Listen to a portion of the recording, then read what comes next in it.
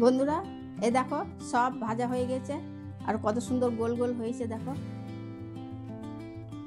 কালারগুলো দেখে নাও। হ্যালো বন্ধুরা, পেট পুজো পাঁচমিশালি রান্নাঘরে তোমাদের অনেক স্বাগতম। তা আজকে নতুন জিনিস রান্না করে দেখাচ্ছি, গুড় ফুলুরি। প্রথমে এক বাটি আটা নিয়ে নিচ্ছি, ছোট্ট কাপে 1 কাপ সুজি নিয়ে নিচ্ছি, স্বাদের জন্য মৌরি দিয়ে দিচ্ছি, 1 প্যাকেট আমুল দুধ দিয়ে দিচ্ছি। বন্ধুরা এটা কাঁচা দুধ নাই বলে আমুল দুধের গুঁড়ো দিলাম। সামান্য বেকিং পাউডার দিয়ে দিলাম, নুন দিয়ে দিব। বন্ধুরা যতটা তোমরা মিষ্টি খাবে সেই মেপে গুড় নিবে। এটা ফুলুরিটা গুড় ফুলুরি হবে। তো বন্ধুরা সব উপকরণ নিয়ে নিচ্ছি, এবার অল্প জল দিয়ে এটাকে মেখে নেবো। এবার অল্প জল দিয়ে দেবো, হবে শক্ত করে, বেশি নরম করলে হবে না। দেখো বন্ধুরা এভাবে মাখতে হবে। এ দেখো বন্ধুরা এটা মাখা হয়ে গেছে। আর এবার ধুয়ে নিই, মাখা হয়ে গেছে, মেখে দেখলাম। এবার কড়াইটা বসিয়ে নিচ্ছি, গ্যাসটা ধরিয়ে নিচ্ছি। কড়াইটা গরম হয়ে গেছে, এবার সাদা তেলটা ঢেলে নেবো।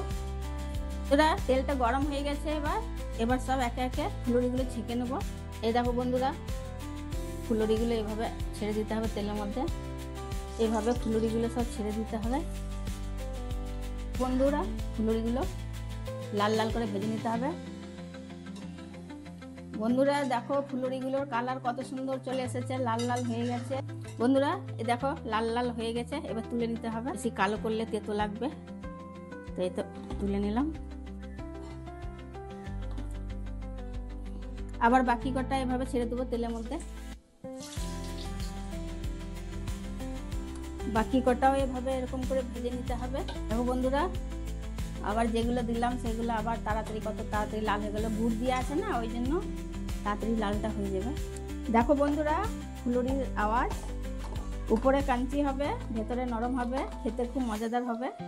এবার হয়ে গেছে বন্ধুরা, এবার তুলে নিচ্ছি। এই দেখো আর বাকি কটা আছে বন্ধুরা বাকি, তাই এই কটা ভেজে নিচ্ছি।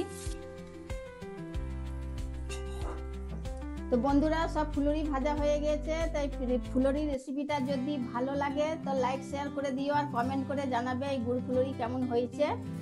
বন্ধুরা এ দেখো সব ভাজা হয়ে গেছে আর কত সুন্দর গোল গোল হয়েছে। দেখো কালারগুলো দেখে নাও, কত লোভনীয় হয়েছে।